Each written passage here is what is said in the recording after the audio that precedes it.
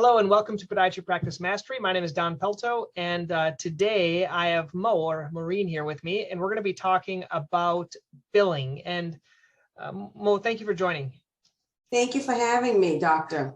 You're welcome. You don't have to call me doctor. You can call me doctor. Okay. Yes, I do. Yes. So the idea for this, or the thought for this episode, and in getting Maureen to talk about this is, there was a patient, or actually a doctor, that reached out to me, and he was been in practice for a while, and he was struggling because he went through a number of outside billing companies and he was having a hard time finding someone. And so I guess the focus here would be on if someone's just starting out, if they should just do it in-house or send it out, and then how do you really find someone? Kind of what do you look for? So tell me, first of all, though, Maureen, a little bit about yourself, your background.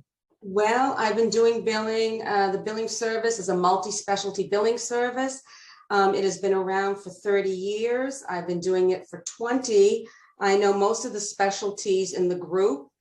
And if a physician is first starting out, they really should reach out to somebody, either an employee or another physician in their specialty, that they should approach them and ask them, who's doing your billing, if you have a billing service. Usually if somebody's starting off in a private practice, I wouldn't advise it, especially now. So, but if a physician that you're having a problem with right now, if he's not feeling confident with his billing service, he has to ask himself a couple of questions. First of all, say for instance, if his revenue, I'll say, is $45,000 a month, and he's getting less than that. Or if the patients are calling the office complaining about their bills or being billed, that is not a good sign unless the billing service calls, and we sometimes call ahead and say, so-and-so called and complained about her deductible. She's furious, she doesn't want to pay it. So we call in advance just to give you a heads up. So we don't want the doctor we really don't want the doctor to get involved in any part of patients complaining. You have enough to do with dealing with patient care and the demands, and now especially with all the restrictions. So as I said, a billing service takes all the guesswork out of what you are doing. And when you pick a billing service like ours, you should also be connected with the person that does this, like the account manager for your group. Let's say, for instance, it would be me. I know all about podiatry. So I would go and meet with you, meet with your staff, make sure we're compatible, we're comfortable with one another. That's all right. The dog is fine. We're comfortable with one another, and I better be talking your language. Yeah. For instance, when I had met your office manager, we were both talking the same language right along, and the problems that were involved. So that's really the first thing. The second thing is, a lot of billing services promise you the moon, and a lot of physicians pick by the percentage of what they're going to be billed by the month. Now, there's several billing services out there that bill 3.5%. Say, for instance, I'm just going up podiatry again. Then you get the bill at the end of the month. Well, it's 3.5% of what they collect. There's the clearinghouse fee, which is standard. There's your mail, which is standard for all the patient statements. And then they charge you for every claim that they have to resubmit back because a referral is missing, or the patient's insurance changed and the office didn't update it. And also, I know several billing services that when they send back an appeal, they charge you $7 an appeal. So you're looking at the end of your month end bill and you're seeing, gee, they were supposed to only charge me 3.5%.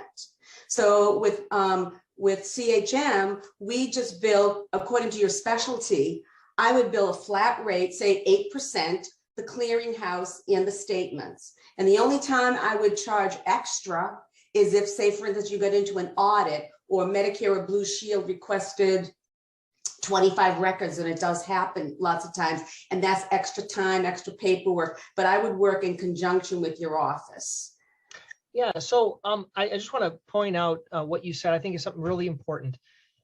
If those are starting out, or those that have been in practice and you can't find a good biller, you probably have friends within the profession, either in your community or around, that you could ask and who they use and who they're pleased with, because you know it's a struggle finding someone, because sometimes you want someone locally, let me ask you, is it really important that the billing company be in the same city or the vicinity, or can they be all around the United States? What are It your used to thoughts? be really important when we started out. It used to be very important that you were in the same state because the rules of billing is different from state to state. Like Blue Cross has different rules from state to state because we used to be in Rhode Island and they have a whole different set of policies and procedures. New Hampshire has a different set of policy procedures. So to me, the most important thing, like I said, and with the billing service, we try to tell you we are an extension of your office. Yeah. We are representing you. And so, so we try in our power, and when we train the account manager, including myself, I am an extension of your office. And patients could call and complain about you, or I'll be like, oh no, oh no, we're not here for that. And then I would automatically call your office manager. Somebody's not happy because when I had surgeons and surgeries went bad, patients would call complaining, and I would give them a heads up that they were going to be getting a phone call. So, I mean, yeah. I am a part of your office. So, like I said, and it's a trust issue. And you really have to, that's what I mean. And I have to, in the office staff, we have to really get along, and because we're talking to each other all the time. And as much as we were one time all over Massachusetts, we would make monthly visits to your office just to say hi, just to make sure you're okay. And we also, because the business was started this way, CHM, you have access to us all the time, whether it's by cell phone, me being the manager, me only, not the people, not the 9-to-5ers. Or you can call me on the weekend. I have the system at home. So if you have a question, because lots of times doctors think about something on the weekends, or they're reviewing records, or they're reviewing something, and they'll want to call, and I'll get back to them. Interesting. So I think we covered that first question, how to find someone or a billing company. The thing is I always get, I feel like solicited on LinkedIn. Everyone from these foreign countries are saying, hey, we can do billing for less, do billing for less. I just get afraid of some of those. Have you heard of those? Like, what's happening? Yes, we have. Well, it's all outsourced. From what I hear, it's outsourced to India. And again, you are dealing with, I like to be more local with people. We like my software company is in North Carolina, and he comes up once a year. So, I mean, that's a good thing. That's a great relationship. Yeah. I mean, and this is what you need to do. You just can't expect everything to be hunky-dory all the time, and the money's just going to keep rolling in. Like I said, it's a level of trust. It really is a level of trust and a comfort level. Yeah. Now, I think we went over one of these questions, but like, what are some of the questions you should ask the billing company when you talk to them? I think percentage is one, like 8% or less, or things like that. Well, that's basically the biggest thing. Yeah, the percentage, and if they do it all itemized, or if it's just a percentage, right? Right. That's basically, and the other thing is, I have to know the specialty inside and out. When I go in to do a free consult to an office, or if they're going to call me, I tell them I bring a dictionary that I have. So the ICD-9, the CPT codes dictionaries, I print off something. I ask the office to print me off something to see if we're doing the same codes, or so it's like I said, it's a trust issue. And the other thing is, I ask the doctor when they contact me, why did you think you needed a billing service? And a lot of them say, well, I heard from another colleague of mine, they're getting paid on this code, I'm not, or my office manager's frustrated, she can't do this anymore because she's tied up with the front desk, because the front desk is inundated all the time. So that's basically, Now, Mo, how do you know if they're doing their job? Like, how do I know, as like, let's say I bring in 40,000 or 50,000 a month. Okay.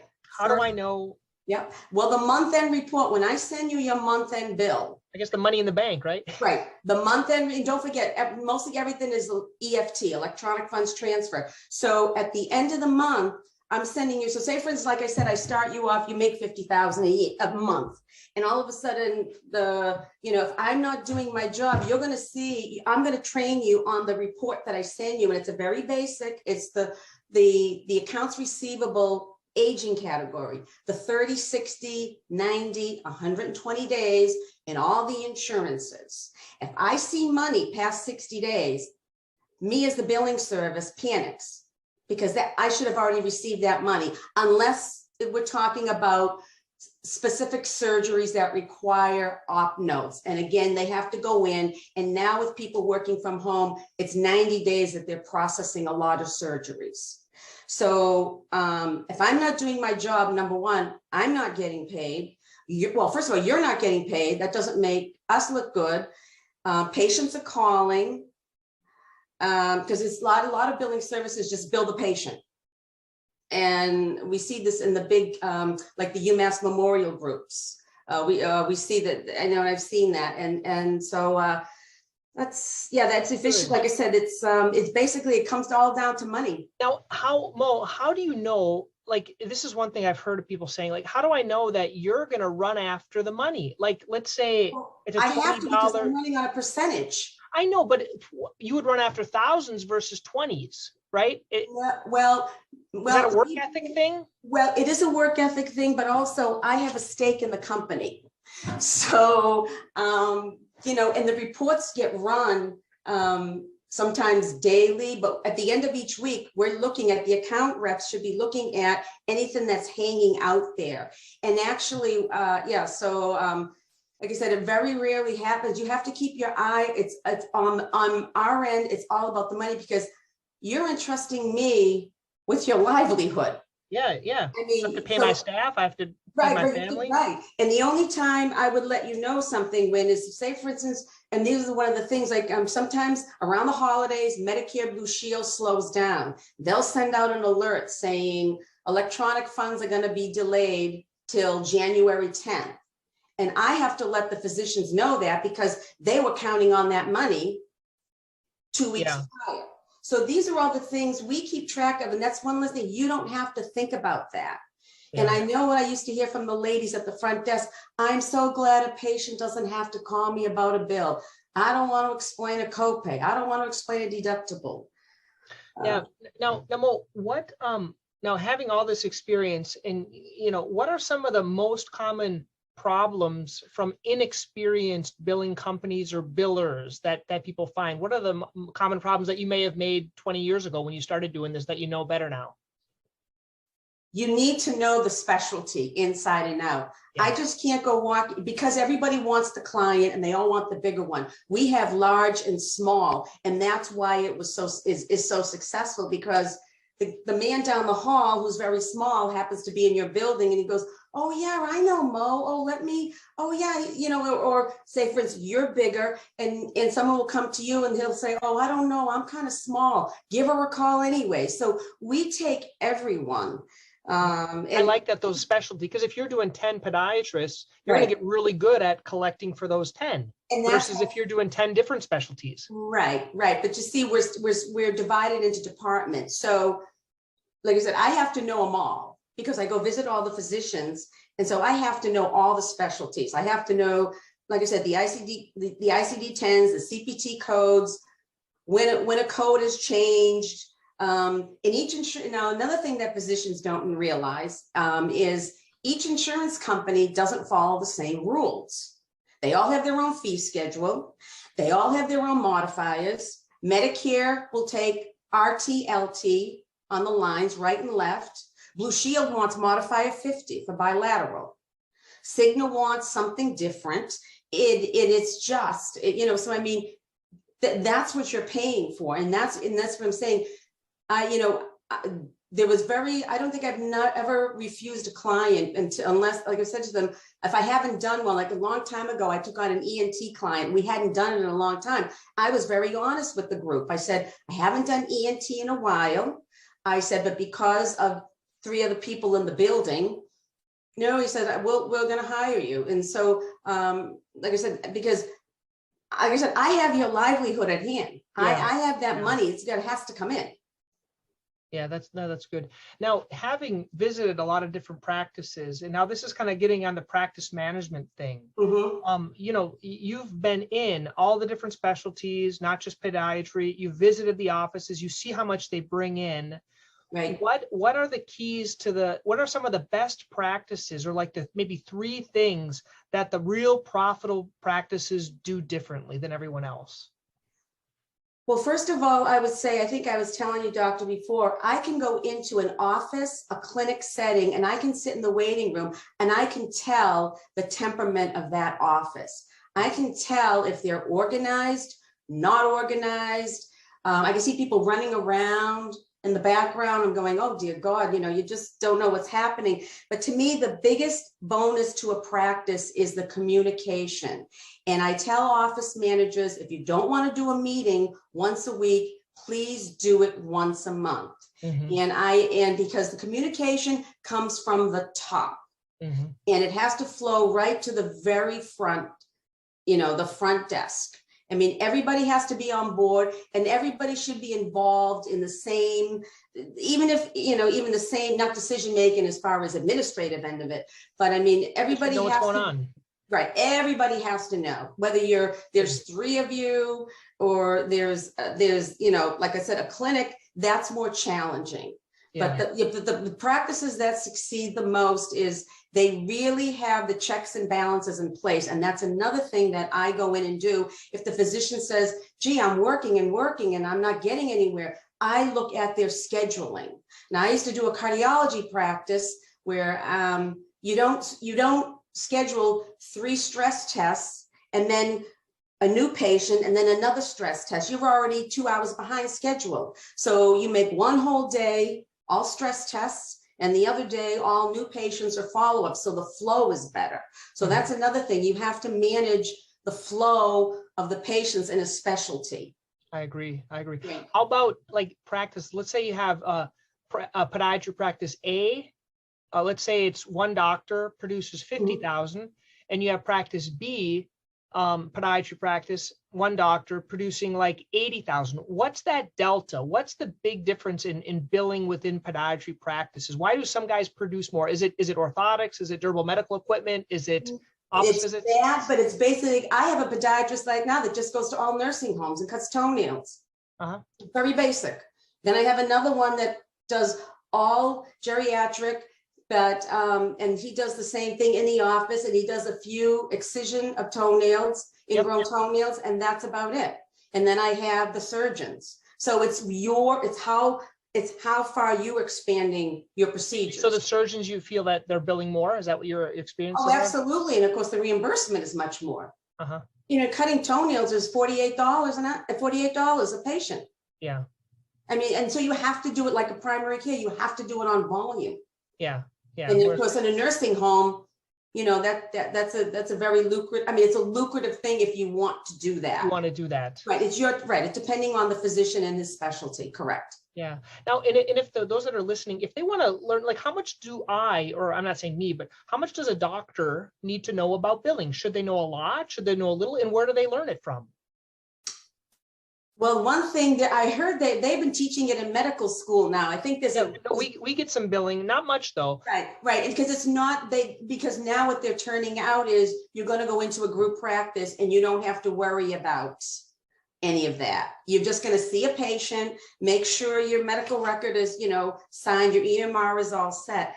That, like I said, that is another challenging question. You should get somebody, if you're going to have somebody in your office that really knows their business. Get someone, like I said, the office manager, whatever title you want to name this person, lead biller, supervisor, whatever. They need to, but again, this is one of the things that we do. In 3 months' time, I know your trend. I know exactly what you do. I know exactly, and if I see you're billing, I'll question something. If you're billing the same office level, a level 3 or a level 4, because nobody reimburses a level 5 anymore. I will do a statistic for you and say, you keep billing a 99213 or level 4, or I'll say to you, Yeah, that's, I lost my train of thought. Yeah, Yeah, and then certain ones are like different procedures, different DMEs. right. And I think like visiting other doctors or the more experienced, you can learn how to bill. Like, what is a level 3? What is a level 4? And just getting confident and getting Right. back. It's a guessing game. And also the other thing I pick up all the time when a new patient comes back in and it's, they check it off as an established patient. Well, for me on the billing service, and I look at the date and I'll say, oh, well, there again, Blue Cross, it considers a new pay after 1 year, you're considered a new patient. Really? Medicare is 3 years. I do everyone by 3 years. I didn't know Blue Cross was 1 year.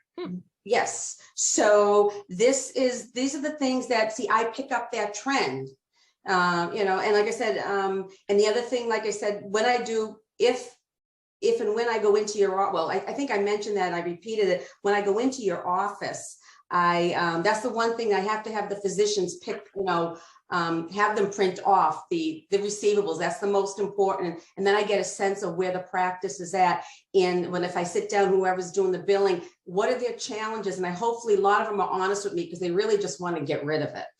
They just, and like I said, and it's because, I don't know why, because it is detailed, but when you repetitively do the same thing over and over again, you should have very minimal rejections. Like I said, the only time I'm sending out, rejections if the referral didn't catch up to the claim. So that's a resubmittal. Or the only time appeals is the only time I need to do appeals is because of a surgery. The note didn't attach. Normally they don't. You have to send all the claims out electronically. It comes back. They want the note. You have to print off 3 pieces of paper, and then the claim goes to review. Wow. Well, I think we covered a lot more. I want to thank you for, your words of wisdom and your experience. And I think it was helpful for some of the other, I think we covered what this young doctor or this established doctor asked about. So thank you so much for your time. I appreciate it. Well, thank you, doctor. Have a good day.